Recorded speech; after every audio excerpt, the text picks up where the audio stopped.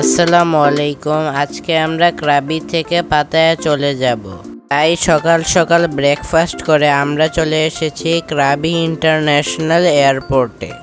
আমাদের ফ্লাইট সকাল 8টা বাজে। যেহেতু এটা ডোমেস্টিক ফ্লাইট তাই আমরা 2 ঘন্টা আগে চলে এসেছি।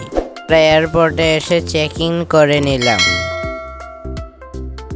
ফাইনাল সিকিউরিটি চেকিং শেষ করে আমরা এখন ওয়েটিং রুমে চলে এসেছি। এখানে অনেকগুলো ডিউটি ফ্রি শপ ছিল।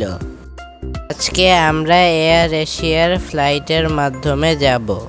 আমরা বাংলাদেশ থেকেই প্লেনের টিকিট বুকিং করে রেখেছিলাম। টিকিট যত আগে কাটবেন তত সাশ্রয়ী হবে। আমরা আমাদের ফ্লাইটে উঠে গেলাম। আমাদের ফ্লাইট এখনই ব্যাংককের উদ্দেশ্যে ছেড়ে যাবে। আমাদের বিমানটি এখন আকাশে।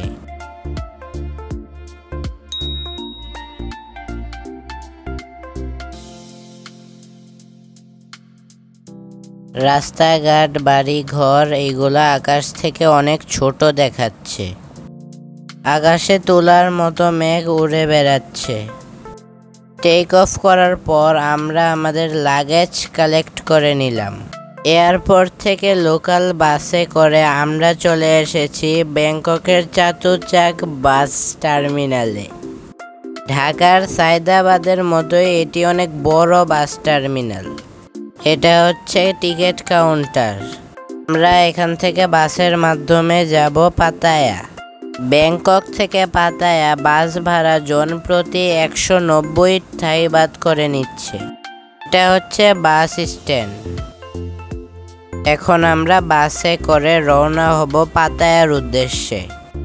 আমাদের পাতায়া পৌঁছাতে সময় লেগেছে প্রায় 2.5 ঘন্টার উপরে। আমরা পাতায়া সিটির কাছাকাছি চলে এসেছি। আমরা পাতায়া বাস টার্মিনালে এসে নামলাম। আমাদের হোটেল আগে থেকেই বুকিং করা ছিল। আমরা হোটেল বুক করেছি booking.com এর মাধ্যমে। পাতায়া বাস টার্মিনাল থেকে আমরা সোজা চলে গেলাম আমাদের হোটেলে। পরের ভিডিওতে আমাদের পাতায়া হোটেলের রিভিউ পাবেন।